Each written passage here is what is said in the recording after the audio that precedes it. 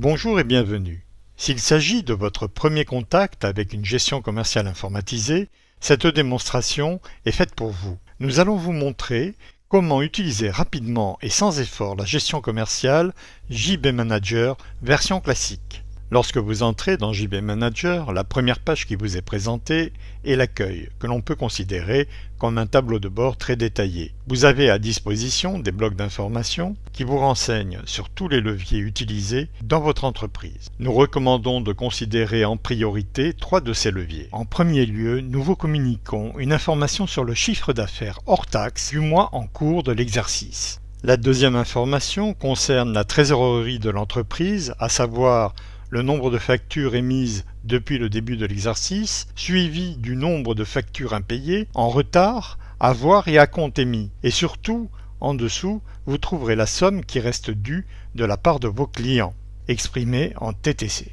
Enfin, une troisième information devrait attirer votre attention. Il s'agit d'un graphique sur l'effort commercial de l'entreprise avec, de la gauche vers la droite, la somme des devis émis, des accusés de commandes clients, des bons de livraison, des factures et des règlements correspondant à ces factures. Mais pas que, nous enregistrons ici aussi les règlements reçus de l'exercice précédent. Démarrons cette démonstration avec l'exemple d'une entreprise qui est un centre de fitness. Pour faire du business, le premier ingrédient consiste à enregistrer un catalogue de produits ou de services, ou bien les deux, que nous sommes censés vendre.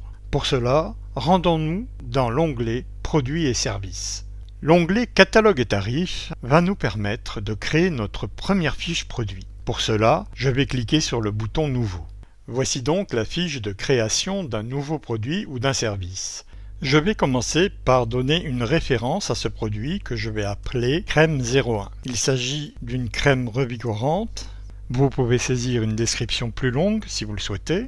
Définissez le type de produit que vous vendez. Par défaut, le logiciel est réglé sur produits marchandises, mais vous pouvez choisir un tout autre type de produit dans le menu déroulant, ici. S'il s'agit d'un service ou de travaux, sélectionnez le type et dans le deuxième menu, choisissez Prestation de service, études ou bien travaux.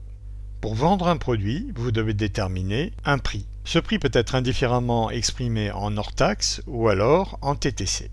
Automatiquement, le logiciel va calculer la contrepartie, hors taxe ou TTC. Si vous souhaitez gérer le stock de ce produit pour avoir des statistiques, vous devez cocher la case « Produit géré en stock ».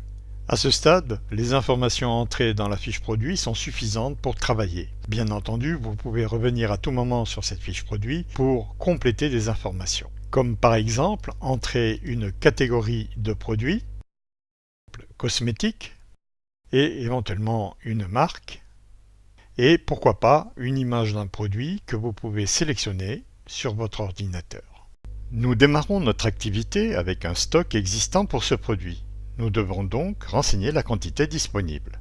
Pour cela, je vais me rendre en bas de la page de la fiche produit. L'onglet stock étant sélectionné, je vais rentrer la quantité en stock au démarrage, pour l'exemple 24. Je vais ensuite renseigner mon prix de revient et je n'ai plus qu'à enregistrer ma fiche pour commencer à travailler.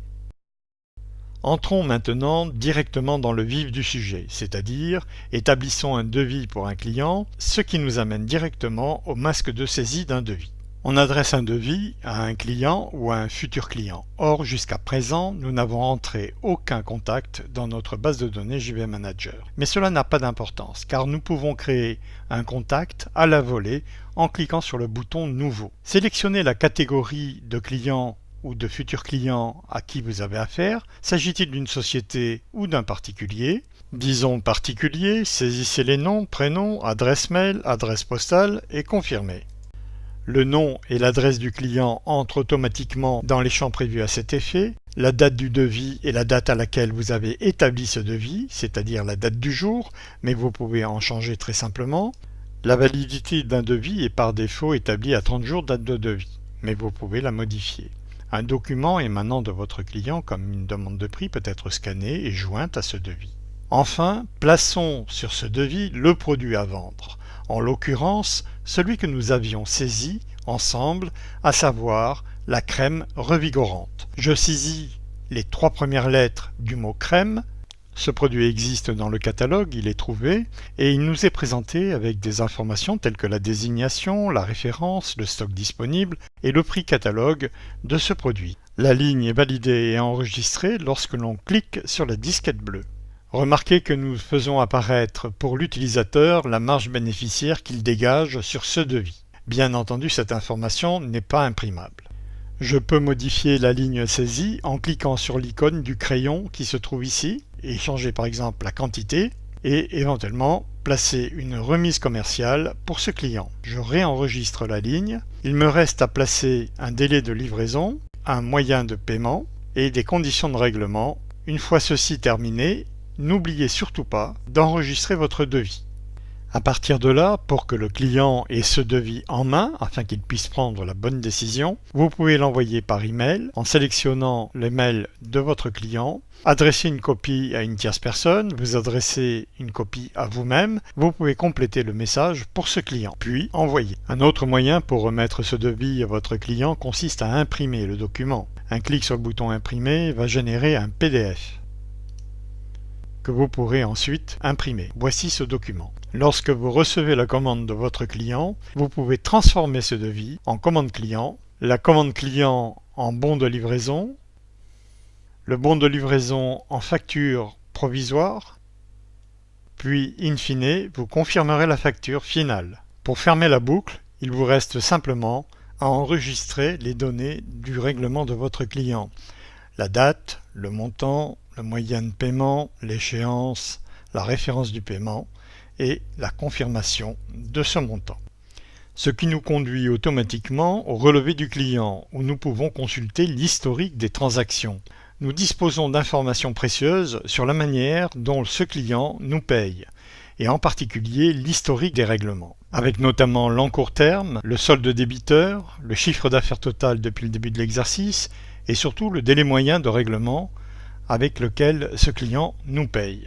Si vous revendez des marchandises, il vous faudra à un moment donné réapprovisionner le stock en passant par des commandes d'achat adressées à vos fournisseurs. Ainsi, dans l'onglet Achat, puis dans l'onglet Commandes, je vous propose de commander des pots de notre fameuse crème revigorante.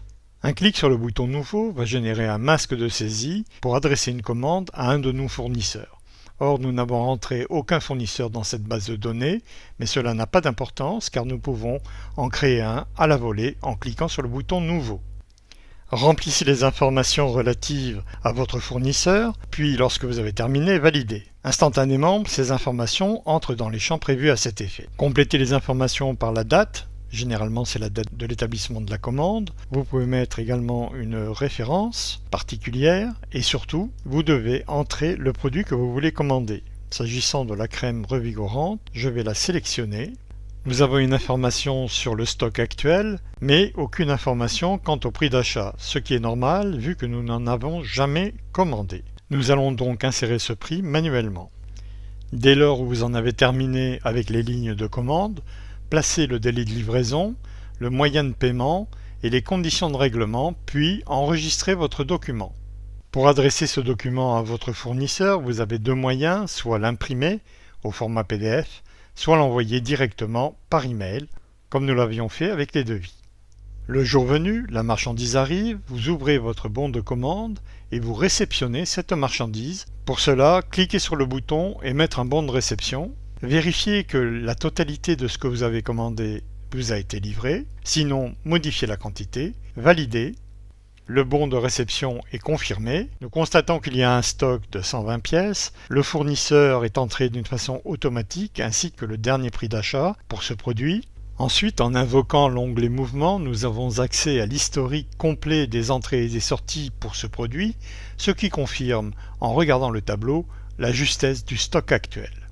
Je clôturerai cette démonstration avec l'onglet Analyse qui complète naturellement et efficacement notre gestion commerciale JV Manager. Nous commencerons par l'analyse des ventes avec un graphique sur le chiffre d'affaires mensuel de l'exercice comparé à l'année N-1, suivi à droite par une synthèse numérique des résultats de l'exercice. Des statistiques plus détaillées sont fournies au fur et à mesure de l'évolution de votre activité, comme par exemple ici le hit parade des clients. Le meilleur client se trouve toujours en tête de liste avec comme indication son chiffre d'affaires annuel ainsi que le pourcentage que représente ce chiffre d'affaires dans votre chiffre d'affaires total. De nombreuses données statistiques collectées de l'activité de votre entreprise sont à votre disposition dans JB Manager, telles que l'analyse des marges, l'analyse des flux relatifs au stock, l'analyse des achats, l'analyse commerciale, vous donnant des chiffres détaillés sur les performances de vos commerciaux. Cette démonstration est terminée. Merci pour votre attention. N'hésitez pas à nous contacter par mail ou par téléphone si vous avez des questions complémentaires.